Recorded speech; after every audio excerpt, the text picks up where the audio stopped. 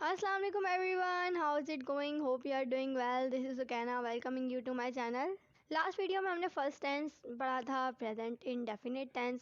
सो आज हम पढ़ने वाले हैं प्रेजेंट कंटिन्यूस टेंस। सो आज की वीडियो में हम तीन चीज़ें पढ़ने वाले हैं। What do you mean by present continuous tense? Present continuous tense का मतलब क्या होता है? सेकंड है where do we use present continuous tense को हम कहाँ कहाँ यूज़ करते हैं, इसमें हम ये पढ़ने वाले हैं।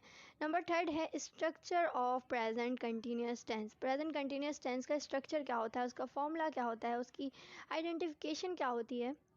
इनमें तीनों सेंटेंस पढ़ेंगे, असर्टिव, नेगेटिव और इंट्रोगेटिव। तो सबसे पहली चीज़ पे चलते हैं, what do we mean by present continuous tense. इसकी एक छोटी सी डेफिनेशन है।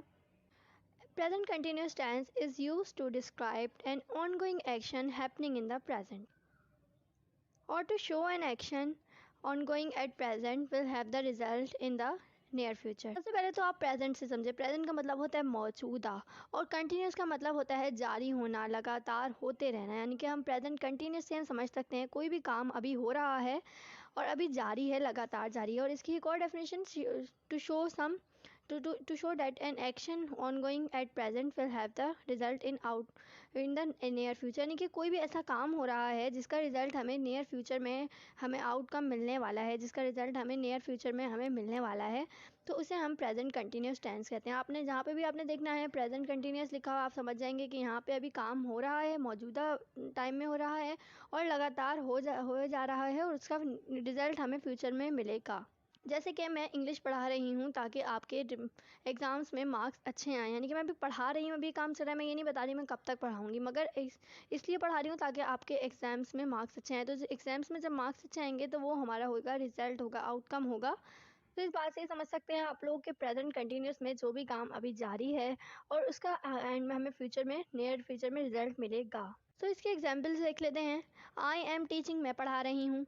यानी कि अभी पढ़ाया जा रहा है, अभी कब तक पढ़ाया जाएगा ये नहीं पता, मगर अभी लगातार पढ़ाया जा रहा है। अली इज़ प्लेइंग, अली खेल रहा है, अली अभी लगातार खेल रहा है। शी इज़ लर्निंग इंग्लिश, वो इंग्लिश पढ़ रही है, वो इंग्लिश सीख रही है। सारा is enjoying in the market, सारा मार्केट में इंजॉय कर रही है क्योंकि उसकी मम्मा उसको नई नई चीज़ें दिला रही होंगी, इसलिए वो इंजॉय कर रही है। कब तक करेगी, लगातार कर रही है, ये हमें पता है। अभी लगातार करेगी, कब तक करेगी हमें नहीं पता है। और he is going to school, वो स्कूल जा रहा है। I am studying to become a doctor, मैं अभी पढ़ाई कर रही हूँ ताकि मैं डॉक्टर बन सकूँ। तो अभी ये काम हो रहा है, मैं पढ़ रही हूँ, कब तक पढ़ूँगी ये नहीं पता, मगर किस लिए कर रही हूँ, ताकि मैं फ्यूचर में डॉक्टर बन सकूँ।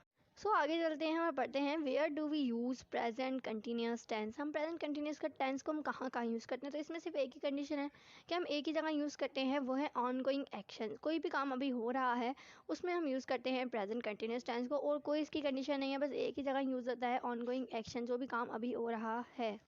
He is talking with his friend, वो अपने दोस्तों से बात कर रहा है। तो इस तरह से वो बात कर रहा है, अभी ऑनगोइंग एक्शन। कब तक बात करेगा, 1 घंटा 2 घंटा ये नहीं पता हमें, इससे हमारा कोई लिंक नहीं है, अभी वो बात कर रहा है, तो ये हो गया हमारा ऑनगोइंग एक्शन। तो ये present continuous tense. She is standing in front of the mall, वो अभी मॉल के सामने खड़ी है। कब तक खड़ी रहेगी इससे हमारा कोई कंसर्न नहीं है, अभी वो खड़ी है, तो ये हमारा हो गया ongoing action, present continuous tense. Maham is reading a book, Maham book read कर रही है, अभी रीड कर रही है, कब तक रीड करेगी हमें नहीं इससे कोई कंसर्न, तो Maham is reading a book, ये है present continuous tense. I am studying to become a doctor, मैं पढ़ाई कर रही हूँ ताकि मैं लॉयर बन सकूँ। यह अभी पढ़ाई हो रही है, लॉयर कब बनेंगे इससे हमारा कोई लिंक नहीं है, बस अभी पढ़ाई हो रही है, तो यहाँ तक हमारा क्या है, present continuous tense. Gold rates are dropping constantly, gold के जो रेट्स हैं, सोने के जो रेट्स हैं, वो नीचे गिर रहे हैं कॉन्स्टेंटली, लगातार गिर रहे हैं, लगातार कम हो रहे हैं, तो ये भी हमारा है present continuous tense. So I hope कि आप लोगों के समझ में आ गया होगा कि कहाँ कहाँ हमने यूज़ करना है प्रेजेंट कंटिन्यूस टेंस। सिर्फ एक ही कंडीशन है, वो है ऑनगोइंग एक्शन में हम यूज़ करते हैं प्रेजेंट कंटिन्यूस टेंस को। और ये भी पता चल गया होगा कि क्या मतलब है प्रेजेंट कंटिन्यूस टेंस का। आगे चलते हैं और बात करते हैं structure of present continuous tense. So structure of present continuous tense में सबसे पहले मैं आप लोगों को पहचान बताती हूँ।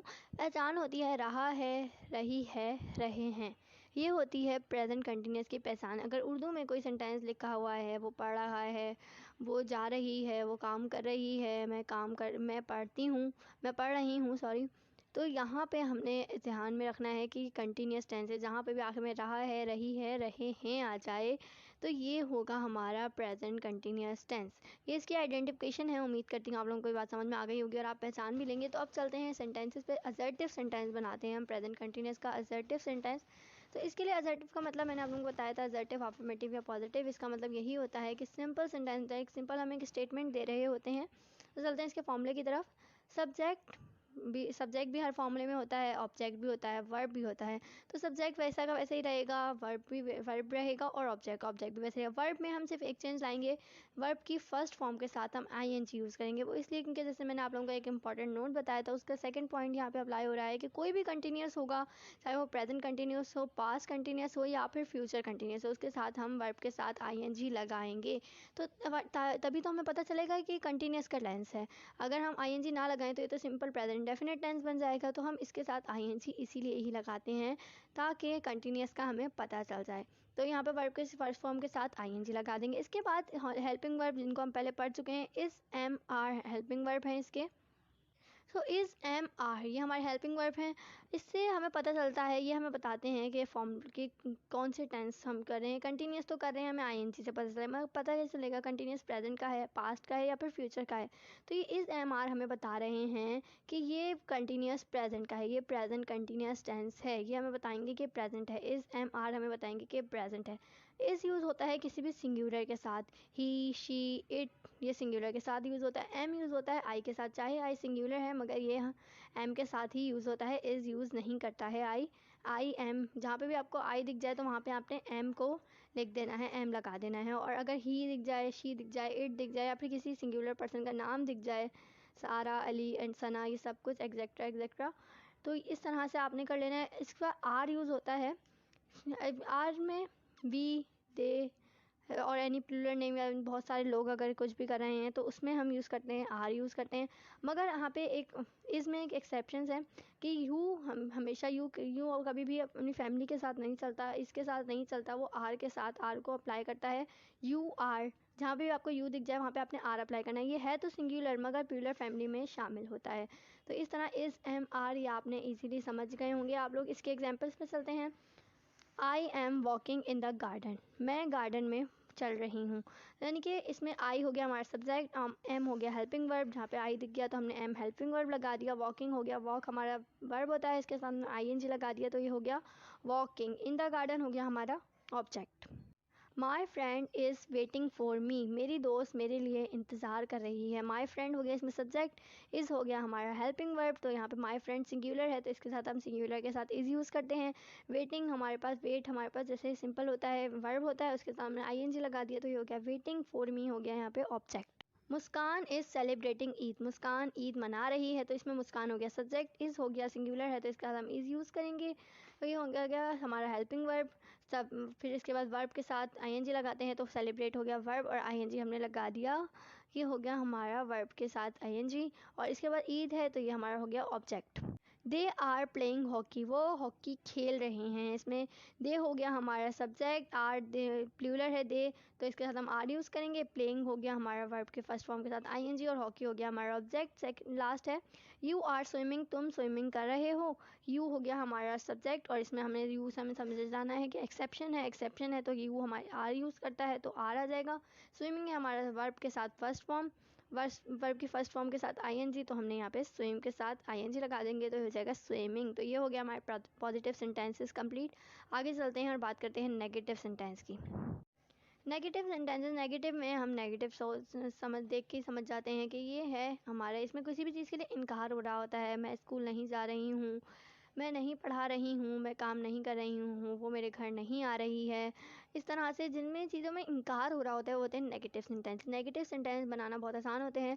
Subject plus is am are plus not plus verb की first form ING plus object. So ये बहुत आसान है, इसमें सिर्फ हमने इस एम आर के बाद नॉट लगा देना है तो हमारे हो जाएंगे negative sentences. I am not walking in the garden, मैं गार्डन में नहीं चल रही हूँ। यानी कि इसमें आई वैसा ही रहा, सब्जेक्ट हमारा वैसे ही रहा, एम हमने लगा दिया, आई के साथ एम लगता है। इसके बाद हमने एक चीज़ का इजाफा हुआ वो हुआ नॉट, क्योंकि नहीं आ रहा है इसमें, मैं गार्डन में नहीं चल रही हूँ तो नॉट लगा दिया। वॉकिंग वैसे ही रहेगा। इन द गार्डन हमारा ऑब्जेक्ट है तो वो भी वैसे रहेगा। नेक्स्ट है my friend is not waiting for me, मेरी दोस्त मेरा इंतज़ार नहीं कर रही है। तो इसमें इसके बाद माई फ्रेंड सब्जेक्ट वैसे ही रहेगा, इसके साथ हेल्पिंग वर्ब लगा दिया और नॉट लगा दिया, और ये हो गया हमारा सेकंड भी। मुस्कान is not celebrating Eid, Muskan Eid नहीं मना रही है। मुस्कान इसमें हो गया हमारा सब्जेक्ट, मुस्कान सिंगुलर है तो इसके साथ इज़ लगा दिया, और इसके बाद नॉट आ जाएगा हमारा क्या कि क्योंकि नहीं मना रही है। सेलिब्रेटिंग ईद ये हमारा हो गया, सेलिब्रेटिंग हो गया हमारा वर्ब की फर्स्ट फॉर्म प्लस आईएनजी, और इसके बाद ईद हो गया हमारा object. They are not playing hockey, वो हॉकी नहीं खेल रहे हैं, दे हो गया हमारा सब्जेक्ट। इसके बाद हेल्पिंग वर्ब दे के साथ प्लूरल है तो इसके साथ हम आर लगाएंगे। नॉट हो गया हमारा नेगेटिव है क्योंकि वो नहीं खेल रहे हैं, तो नॉट प्लेइंग हॉकी। प्लेइंग हो गया, प्ले हमारा होता है वर्ब और इसके साथ आईएनजी लगा देंगे तो प्लेइंग हॉकी हो गया हमारा ऑब्जेक्टनेस। यू आर नॉट स्विमिंग, तुम तैर नहीं रहे हो, यानी कि यू हो गया हमारा इसमें सब्जेक्ट, यू के साथ हम आर यूज़ करते हैं, ये भी एक्सेप्शन है। तो इसमें यू आर नॉट नहीं तैर रहे हो तो नॉट, और स्विमिंग में स्विम हमारा हो गया सब्जेक्ट वर्ब और इसके साथ आईएनजी लगा देंगे तो ये हो जाएगा स्विमिंग।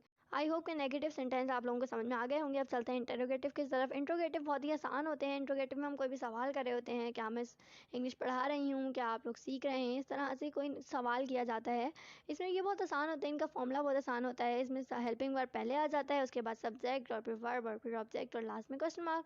तो अब प्रेजेंट कंटिन्यूस टेंस के जो हेल्पिंग वर्ब होते हैं वो है इज एम आर, तो इसमें इज एम आर पहले आ जाएंगे, उसके बाद सब्जेक्ट वर्ब के फर्स्ट फॉर्म के साथ I N G plus object और लास्ट में क्वेश्चन मार्क। तो ये बहुत आसान है, बस हमने ये करना है हेल्पिंग वर्ब पहले लिख देने हैं और बाकी वैसा ही रहेगा। एग्जाम्पल्स देख लेते हैं।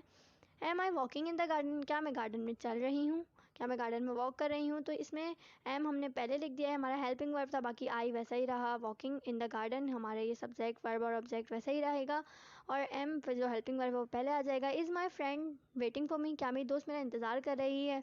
तो इसमें माई इज़ हो गया हमारा हेल्पिंग वर्ब, माई फ्रेंड हो गया इसमें सब्जेक्ट, वेटिंग हो गया वर्ब की first form I N G, और फॉर मी हो गया इसमें ऑब्जेक्ट और लास्ट में question mark. Muskan is Muskan celebrating Eid, क्या मुस्कान ईद सेलिब्रेट कर रही है, ईद मना रही है। तो इज़ हो गया हमारा हेल्पिंग वर्ब, मुस्कान सब्जेक्ट और ये आई एन जी वर्ब की फॉर्म, और फिर इसके बाद ईद हो गया हमारा ऑब्जेक्ट। नेक्स्ट में आर दे प्लेइंग हॉकी, क्या वो हॉकी खेल रहे हैं।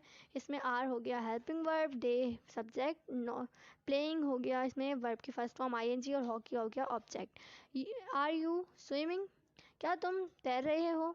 तो इसमें सवाल हो रहा है, आर हमारा हो गया हेल्पिंग वर्ब तो ये पहले आ जाएगा, यू है सब्जेक्ट और ये वर्ब की फर्स्ट फॉर्म के साथ आईएनजी। तो ये हो गए हमारे इंट्रोगेटिव सेंटेंस भी कंप्लीट। तो ये उम्मीद करती हूँ आज प्रेजेंट कंटिन्यूस टेंस आप लोगों को अच्छे से समझ में आ गए होंगे।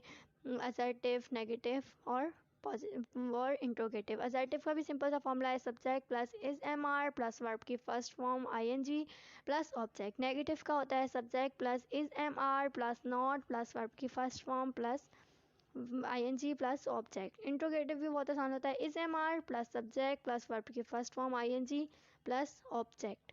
तो ये बहुत आसान है। तो आई होप आप लोगों को समझ में आ गया होगा। इंशाल्लाह मिलते हैं नेक्स्ट वीडियो में। नेक्स्ट वीडियो में भी कुछ नया लेके आऊँगी। अल्लाह हाफिज़, अपना और अपनी फैमिली का बहुत ख्याल रखिए, बी सेफ। अल्लाह हाफिज़।